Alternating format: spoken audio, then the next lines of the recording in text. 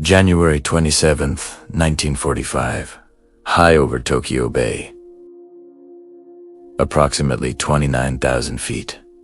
The sky was a cold, thin blue. 3350 engines roared in unison on B-29 Superfortress. A square 52 Irish lessee leading its box through the formation. The bomb run was done. Incendiaries and high explosive had fallen toward the Nakajima aircraft factory below. Now came the long, vulnerable return 1,500 miles across open ocean. Suddenly, the intercom crackled. Fighters, 12 o'clock high. Key 44, Tojo. Interceptors dove from above, engines screaming. Japanese pilots, desperate in the final months, closed fast. One fighter lined up on the bomber's right wing, guns flashing. Tracers stitched the silver skin, then impact metal. Tearing metal, the first rammer struck no. 3-engine, shearing propeller blades, igniting fuel lines. Flames erupted, black smoke trailing. The bomber shuddered, lurched left. Crew braced. Before anyone could react, a second Key 44 slammed into the right side no. 4-engine gone in a fireball of debris. Another hit forward left wing. No. 1 engine mangled.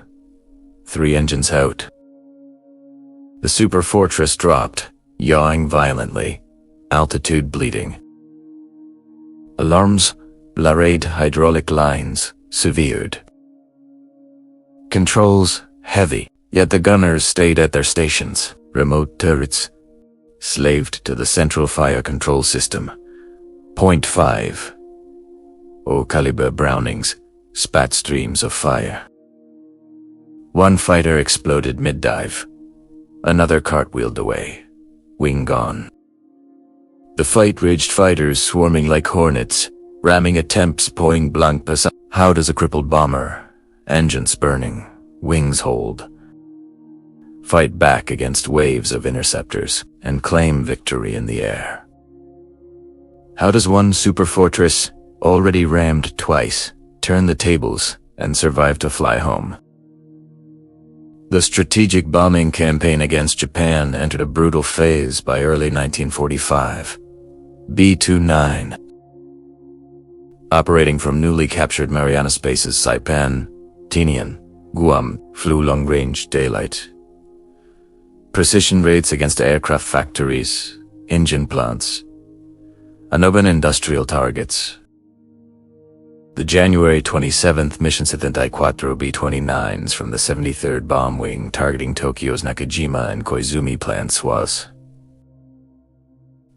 one such effort. High-altitude runs 27,000 to 31,000 feet. Aimed to stay above most flak and fighters, but Japanese defenses adapted. By late 1944, fuel shortages and pilot losses forced desperate tactics. Key 44 Tojo and other interceptors used ramming deliberate collisions to bring down the massive bombers. Multiple B-29s fell to such attacks across 1945 raids, with wreckage sometimes taking others down in chain reactions. The 20th Air Force lost hundreds of Superfortresses overall, 414 to all causes over Japan. 147 to enemy action.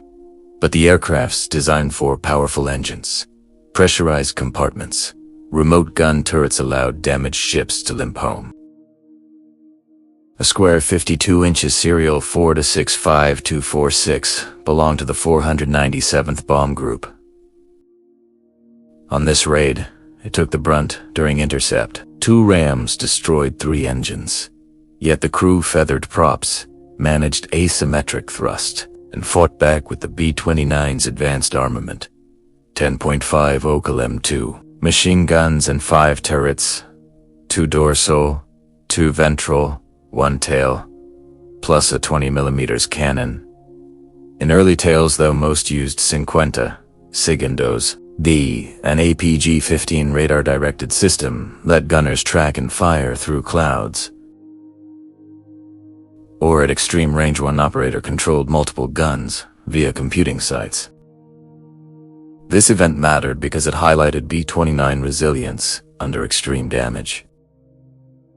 The formation claimed fighters destroyed that day. Aggregate numbers varied, but individual bomber feats like this one showed how defensive firepower and engineering kept crews alive.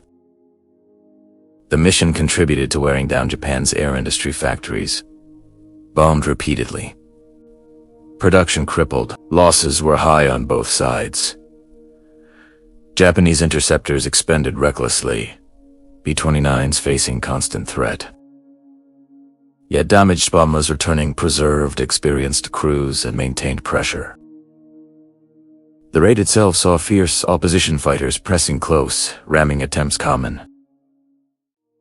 One B-29's survival after such punishment became legend in crew circles, symbolizing the odds faced over Japan. No single aircraft won the war, but cumulative damage from raids like this eroded Japan's ability to resist. January 27, 1945.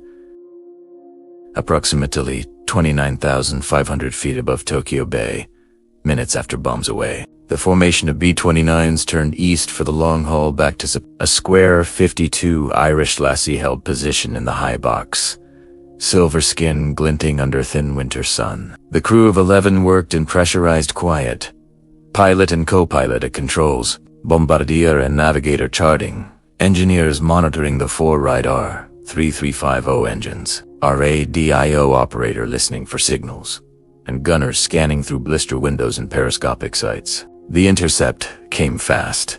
Japanese Ki-44, Tojo fighter slight. Agile Despis warmed from ahead and above. Engines howled as they dove through the formation.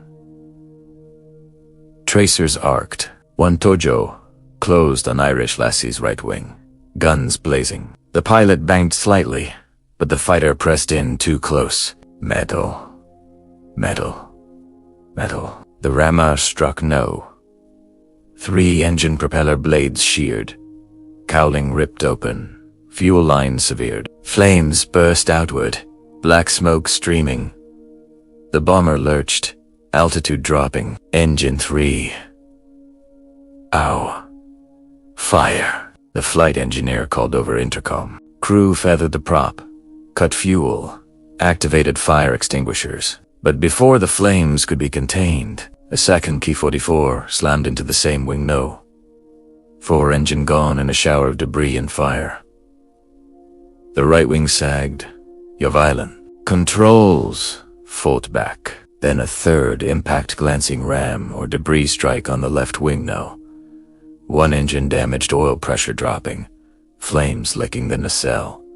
3 of 4 engines crippled. The Superfortress hung on 1 good engine, losing speed, bleeding height. Alarms lit.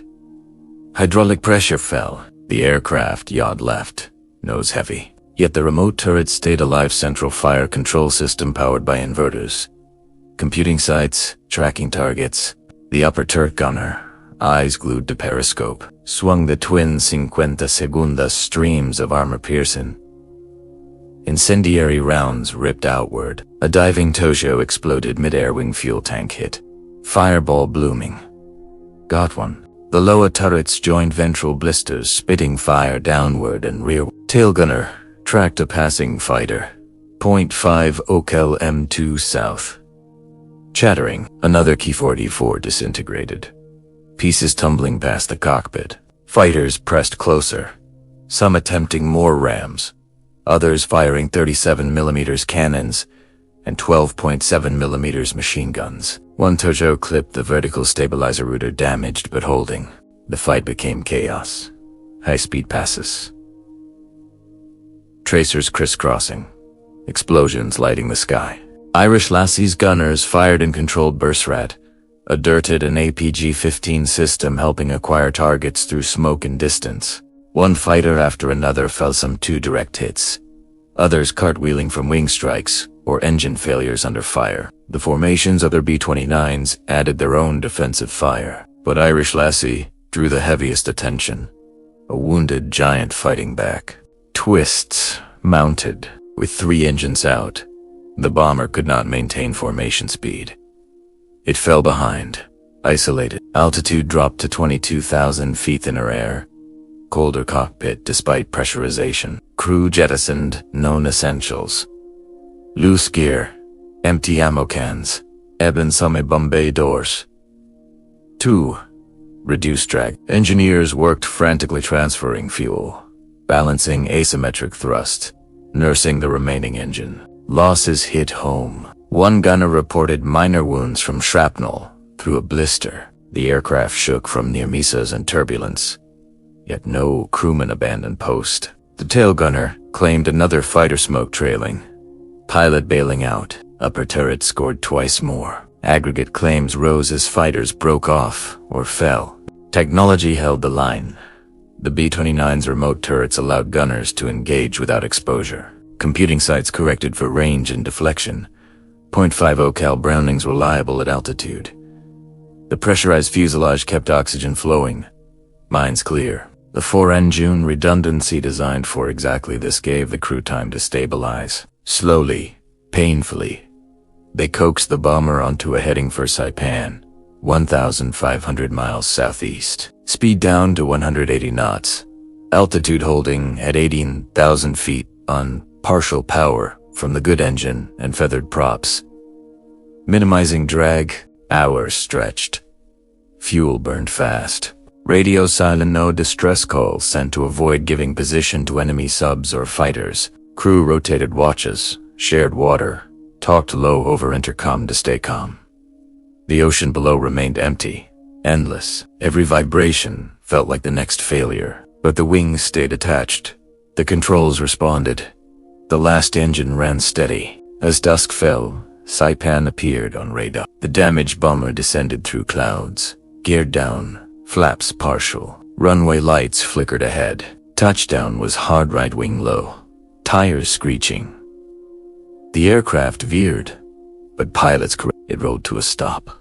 Fire trucks rushing in. Crew exited, shaken but alive.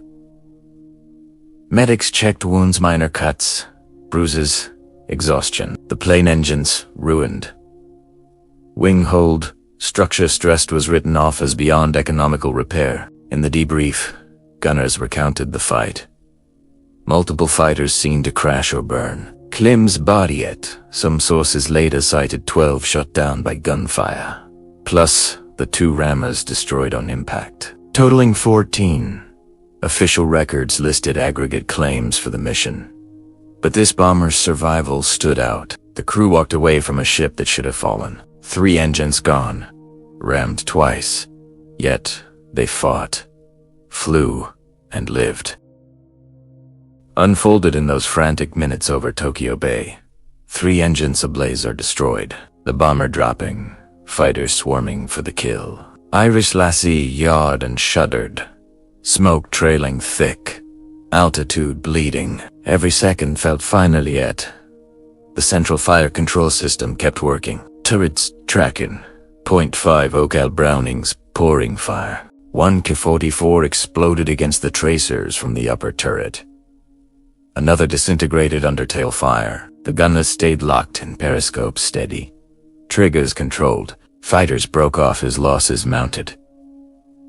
The swarm thinned. The bomber, crippled but defiant, leveled at lower altitude. Wings holding through stress. Engineers stabilized what they could. Fuel balanced. Props feathered tight.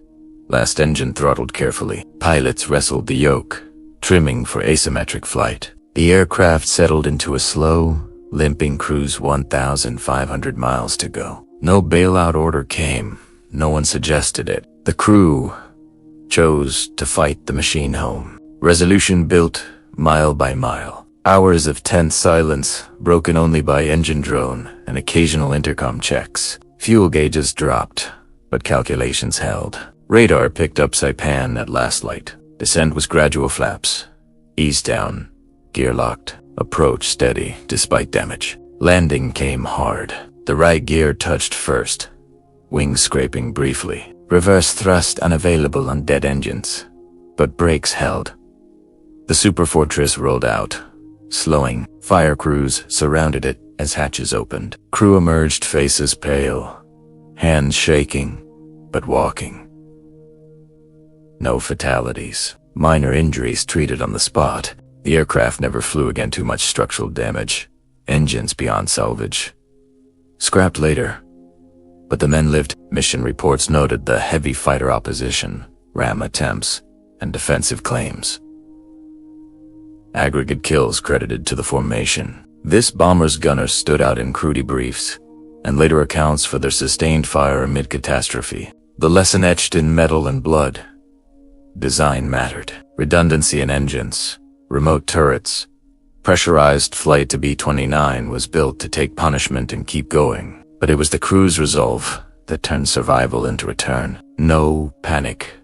No abandonment. They stayed at stations, worked the problem, flew the wounded giant home. In a war where bombers often vanished over, Japan lost a flag.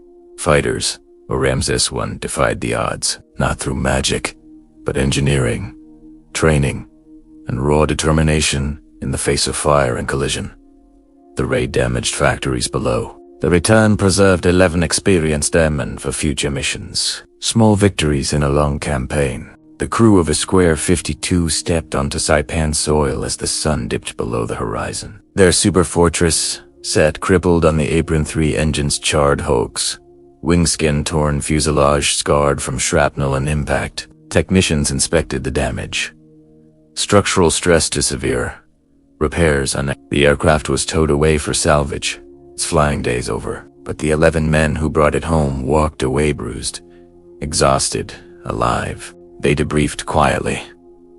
The rams. The fire. The endless defensive fire from remote turrets. Gunners recounted tracers finding targets, fighters breaking apart in the sky. Claims were logged, part of the mission's aggregate tally, but the numbers mattered less than the fact. They had survived what should have been certain destruction.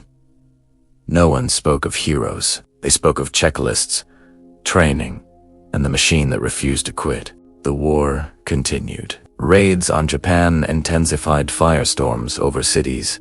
Factories reduced to ash. B-29s kept launching from the Marianas, crews rotating through the same risks. The men of Irish Lassie returned to other missions, carried the memory of that high-altitude fight. Some stayed in service after the surrender. Others went home to rebuild lives interrupted by war. January 27th, 1945, was one raid among hundreds. It damaged aircraft production targets, cost Japanese interceptors dearly, and preserved a crew that might otherwise have vanished over the Pacific. The B-29's design redundancy, firepower, pressurization proved its worth in moments like this. Yet it was human endurance that completed the circle. Staying calm when engines burned, holding stations when the sky filled with death, flying a wounded giant across an ocean. Decades later, accounts of that day circulated in veteran gatherings in history, sometimes with heightened details, sometimes stripped to bare facts. The core remained. A bomber rammed twice, engines lost, yet it fought back and returned. A reminder that in the vast machinery of war, individual decisions and resilient machines could defy the odds for a few precious hours. I've just said what's recorded in history. You should find out the real truth yourself. We have written the sources from which we got this story in the description of this video, and we have always been, and will be, supporters of the oppressed, regardless of their color, race, or country. This world and its creator are also with the oppressed. If the story of a crippled B-29 fighting its way home over the Pacific gripped you, like the video, share your thoughts in the comments below, and subscribe for more true World War II tales that history nearly forgot. See you in the next WWII story.